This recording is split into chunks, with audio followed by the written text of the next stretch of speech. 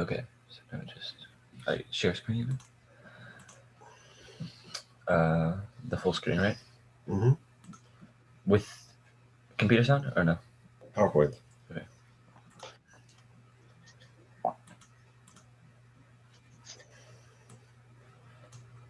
Okay, that should be good. Okay. So can I see it? Yeah. So hello everyone, and our Parshat this week is Terumah, and I want to talk about what I claim is the easiest mitzvah to perform and why it's a mitzvah. So what does our Parsha talk about that we have such an easy mitzvah to perform? And I argue that this mitzvah is so easy to perform that the entire Jewish people have always performed it. And there were zero violations. The last 2,000 years.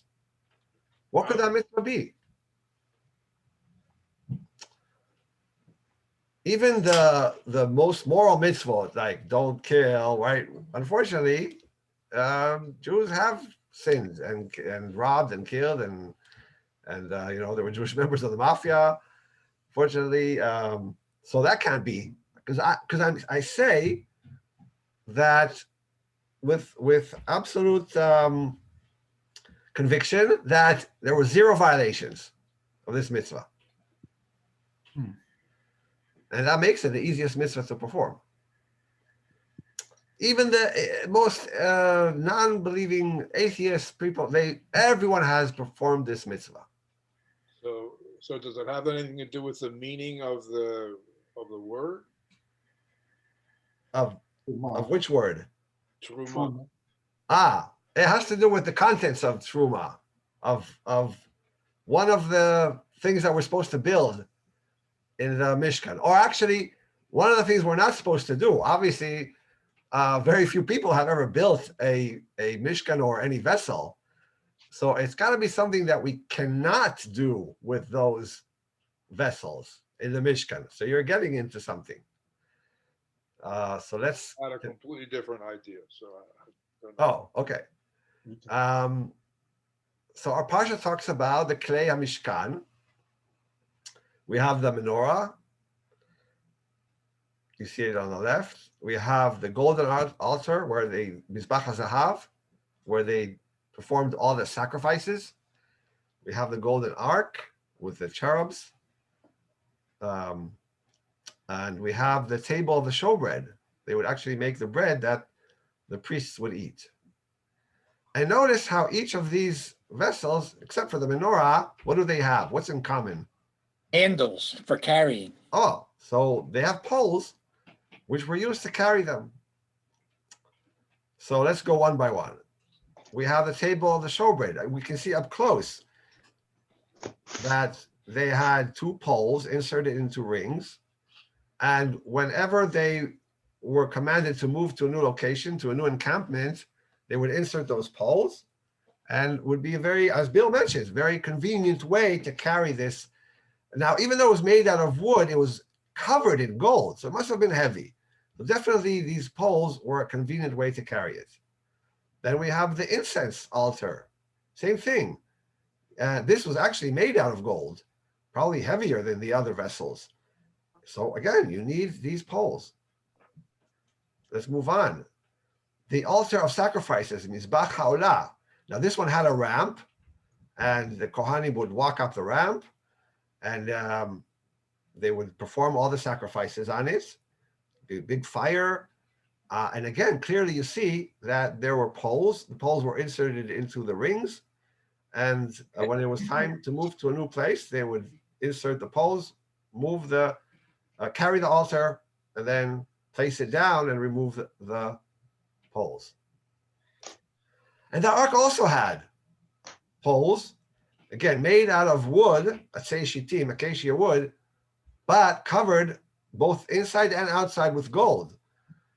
So again, it must have been very heavy to carry, so you needed those poles. But guess what? Here, there's a specific mitzvah. The Torah tells us about these poles. So I need a volunteer to read the Hebrew. I can read. Yeah. וטבעות הארון יהיו הבדים, לא יסור ממנו. And a volunteer to read the English. The poles shall remain in the rings of the ark, they shall not be removed from it.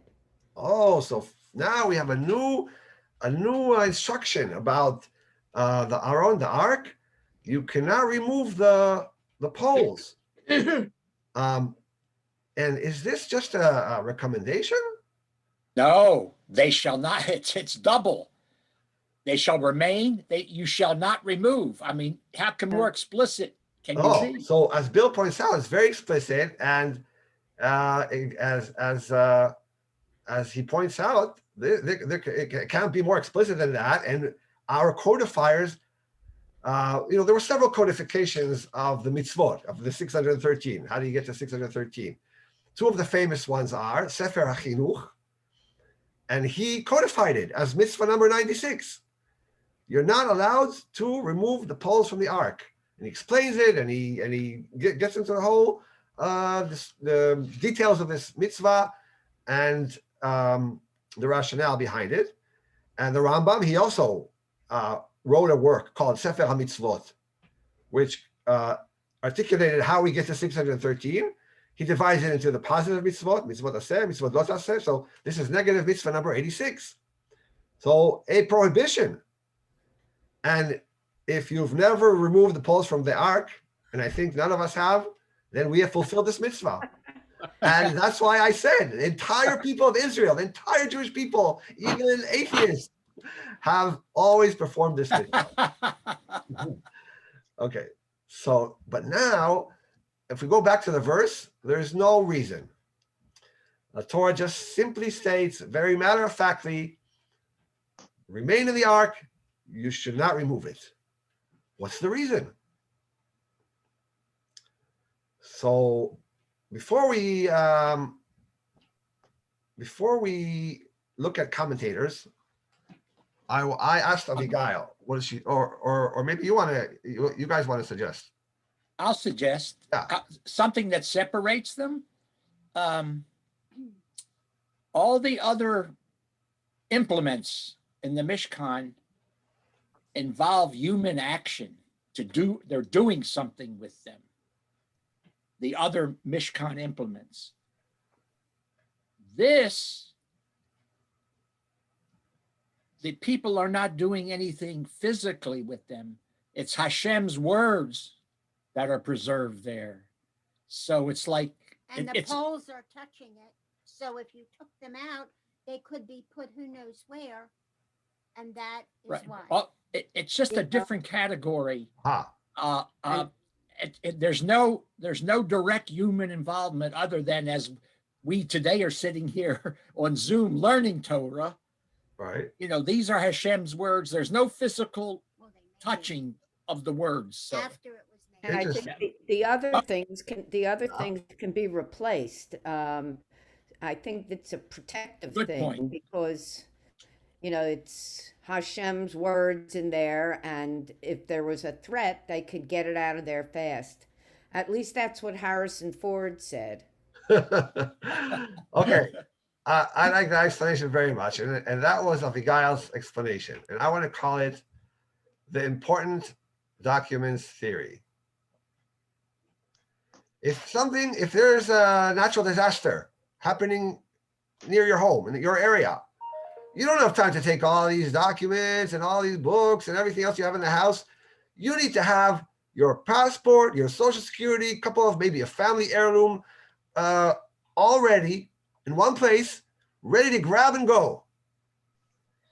So Abigail says, very similar to what Natalie says, if there would be a natural disaster, earthquake, a snowmageddon, a fire in the Mishkan, we want to preserve at least the ark. And in order to do that, we need to have the poles already there. We don't have time to start inserting the poles. There's not going to be time when there's going to be an emergency. And because it's more important, and this ties in a little bit to what Bill said, because it's in a different category than the other vessels, at least we want to preserve the Aron and its contents, the tablets and God's words. So because of the importance of it, because it's in a different category, that is our so-called important document that needs to be ready to grab and go. So Natalie Cantor points out that Harrison Ford knew Mishnah. Oh, Torah. yeah, It was part of the audition. right. Okay. Well, So, they did their research for the Yeah. movie. Yeah. yeah, in our No, house, we it have a was- drawer. it was You know, I know Spielberg. where our passports are, and important. And if we have to leave the house immediately, so we grab that drawer. You don't need to take like clothes and toothpaste. You can buy all that in Target and Walmart. But the important things that you need, they need to be ready to grab and go and save them. Okay, so that's one rationale, perhaps why we're not allowed to remove the poles. Another rationale is brought by Sefer HaChinuch.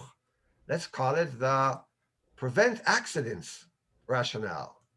And let's read what he says. Therefore, we were commanded not to remove the poles from the ark from it, lest we need to go out with the ark to any place quickly, and maybe due to the preoccupation and the rush, we will not check well that its poles are strong enough, unless, God forbid, it will fall from their hands. And this is not fit for its glory. But with their always being ready and not being removed, there means the poles, being ready and not being removed from it, we will make them very strong, and so there will not be a mishap with them. So we know that the ark falling to the ground from the story in the Navi, Sefer Shoftim, can have lethal consequences. And we don't want that to ever happen. Today we have laws about a Torah falling to the ground. You know, it requires fasting for, I think, 40 days, but really not fasting. I think many rabbis have said that we can, instead of fasting, give tzedakah for 40 days. But you see in shul how much we care not to let the Torah fall to the ground. And so here, the theory is that to prevent any possibility of the Aron falling to the ground, they didn't want to have to always assemble and disassemble the poles. Keep them there permanently, prevent any possible accidents. So a very pshat, I think. It's very pshat explanation, very practical explanation of why the poles should not be removed from the ark. Let's move on to another commentator from the 13th century, Rabbi Meiri from France. And he likes to see each part of this assembly of the Aron, the poles, representing something else. So he says that the poles represent man's physicality. The ark and its contents, the tablets, man's spirituality. And so when we have the poles affixed to the ark, the idea is that they are fused together. And we should not remove the poles because we should not separate the physical from spiritual. We have to serve God in both our physicality and spirituality. So Shamai, I have a question. Yeah. So the previous explanation you said was Parshat, right? Right. Now this one, wouldn't we classify this one as what's the next category of interpretation? Drash. Is this? Would you call this a drash interpretation? Yeah. Not a Parshat? Yes, I would call this drash, because nothing in the text suggests these symbolic meanings. It's a nice idea. I'm not. I don't want to bash Rabbi Meiri or claim that he's wrong. I don't think you can say about explanations that they're wrong anyway. But it doesn't flow from the text. It doesn't serve any need that they would have in the desert. It's an idea that also probably there's maybe some polemics involved here to contrast.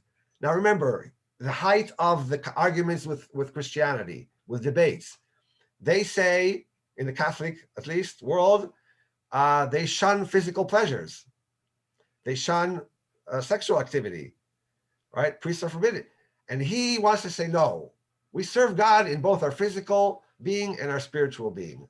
I think it's part of it, part of his if you look at his era and what he was aware of, part of his explanation of countering the Christian theology and saying, we serve God with our physicality, with all our senses.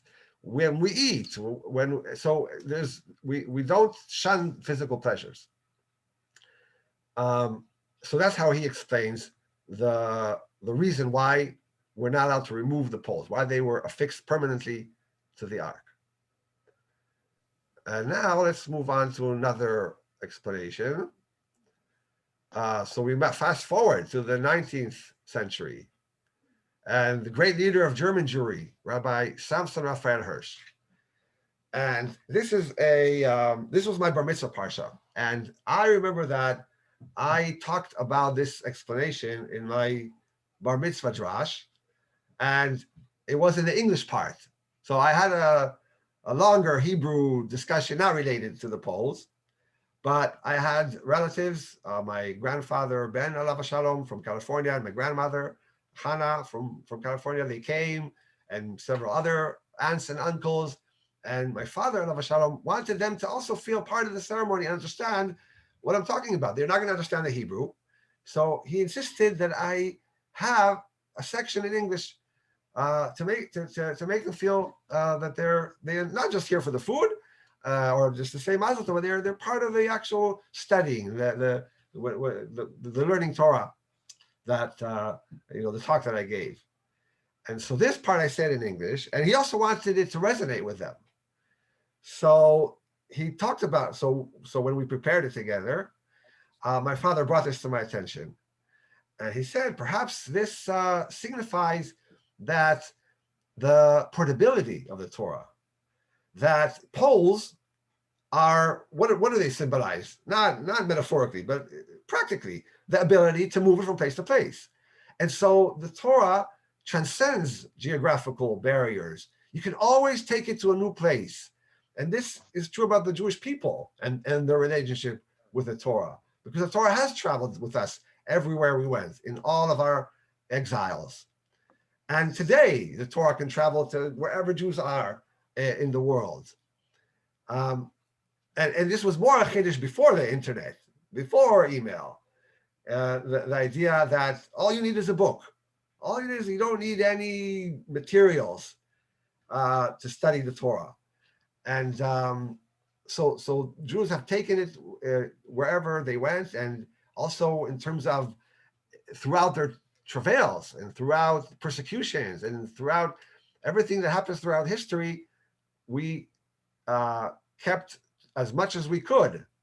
Our forefathers tried to be loyal to our Torah. And so this idea of the poles is that the Torah is not bound to any one particular country or geographic location. And then I tied it into the relatives who came from afar. So we are separated by oceans, but now we are all here together to celebrate a Jewish tradition. Just like the poles symbolize the idea that the Torah can transcend any geographical barrier. So this is a very yeah, any questions about this?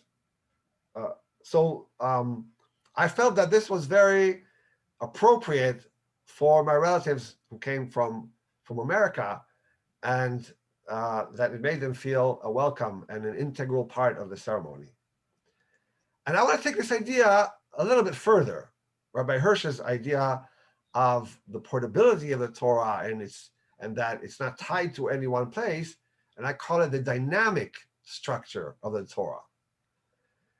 And so not being tied to one place can not just be a reference to geographical location, but to the moral code of society. So if in thousands of years ago, hundreds of years ago, society had very different morals, those are not frozen. And the Torah, as society progresses, the moral underpinnings of the Torah, they also progress with it. Now, this might sound like a very reform idea, but actually, Rabbi Kook, the great chief rabbi of Israel, then it was Palestine, it wasn't Israel. He died in 1935. But in his writings, this is how he explains how the morality of the Torah is structured. He says, when we talk about the special morality of the Torah or morality of the Jewish people, it's not a cop-out that we can do less. He says, we always have to adapt what's the prevailing morality. If society has progressed and outlawed slavery, then that already inherent, that is infused into the Torah, and then maybe we have to go even further. That's how he sees Torah morals. And so you take what society considers moral, that's already part of the basic structure. And now you have to add and say, well, maybe I have to go even, or the Jewish people have to go even further. Let's give an example. If the countries of the world agree on how to treat refugees, there is a convention on refugees that the United Nations has adopted. So Rabbi Kook would say that's not enough. If the convention requires each country to accept 1,000 refugees, then the Jewish state would have to accept 10,000 refugees. Not less, but more. That's how he understood the relationship of Judaism's morals to the society around us. And so that brings us to what does it mean for us today? How can we make sure that we are moral people? And so I think it also helps to solve many contradictions that people think or people see between things that they read in the Torah and human rights issues of today. And Rabbi Kook's outlook on this would be that the Torah doesn't have to outlaw slavery. If society around you outlawed it, then that already becomes part of our Jewish morals. And now we have to think how to go further and maybe outlaw child labor and be more stringent than nations that maybe allow things like child labor. That's how he viewed it. And now, before we end, I want to go back to the previous explanations. And remember the one about being ready. I called it Abigail's theory. Always be ready. You never know what can happen. So for the last 5 minutes, I want to show you this idea is brought to life in such a beautiful way, not related to natural disasters, but to surprises in life that can happen, and how it's always great to be ready for them. And the video I want to show you is what happened to a world-class pianist who found herself in a situation in a public concert, where they played the wrong concerto. She prepared one concerto by Mozart, but the orchestra and the conductor started playing a different concerto. What would you do if you were in her shoes? Let's watch what happened, because this was caught on camera.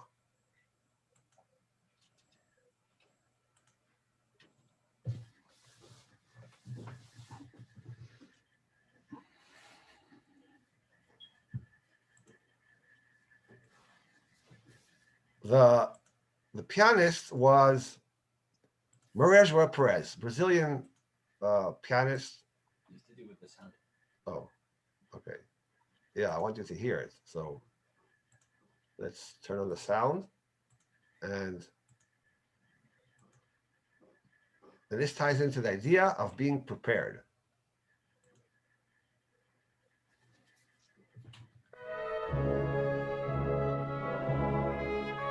Mahler was a great Mozart conductor, and by putting together Mahler with Mozart, there is an affinity. The mood, like the tragic mood of a Trauer March at the beginning, and all this, the first movement of the D minor concerto of Mozart, is an obsession led by syncopated rhythm of the strings, of nowhere, feeling nowhere, loneliness, despair, is extremely dramatic, the meaning of the first movement of the D minor concerto.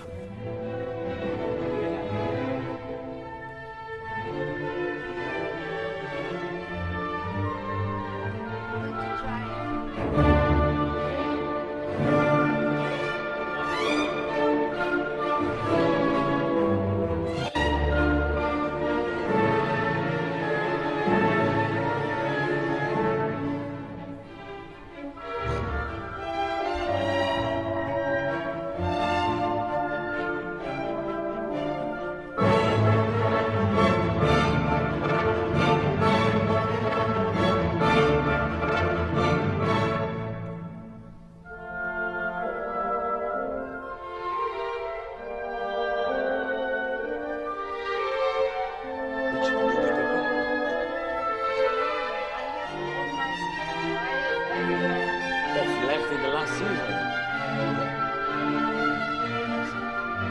I'm sure you'll do that. You know it too well.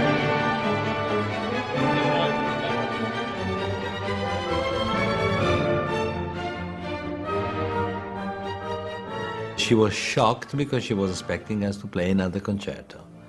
So when I started the first bar of the D minor concerto, she kind of jumped and panicked, like an electric shock, I think. And she couldn't consider even moving ahead playing, you know. And then we talked a moment, and she told me I was expecting to play a completely different piece. I do what I can do if I remember. And the miracle is that she has such a memory that she could, within a minute, switch to a new concerto without making one mistake.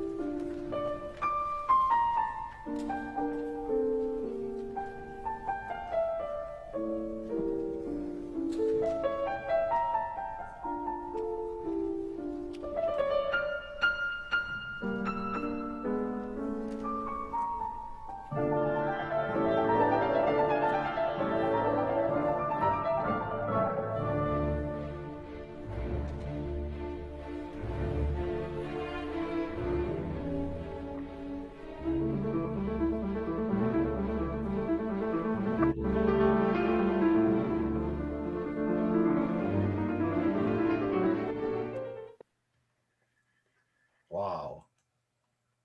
That's an amazing story. So she, her poles were fixed. She had never removed the poles of the of that other concerto that she was so surprised, and she was able to do it. And I thought of this video, this clip, because of this idea that of that explanation that Avigail was talking about, that you never know what can happen, so you want to be able to move the ark out of harm's way immediately, and perhaps that's a very practical reason why the poles were always affixed to the ark. And even better, Shamai, it's good to be a genius, right? Yes. She looked like she lost 5 years off her life. Oh, She God. looked so upset. Whoa. No, it's really amazing. Yeah, I incredible. mean, she could have, just explained to the audience there was a miscommunication, but no, she rose to the occasion. Yeah. Uh, Amazing. yeah. All right. Any questions about the learning? Thank you. All right. Yash Koach, Very Yash Koach. good. Oh, yeah. Wonderful example. Thank you, Shamai. That was a wonderful example. Oh, yeah, that's a great. Wonderful. Wow. It's a great Thanks. story with her. Okay. All right, let's move on to Good Mara. night. Good night, Mother. Good night. Good night, Shira. Good night. All right, Good enjoy it. morning. Good night, Steve. Good night. You know, these-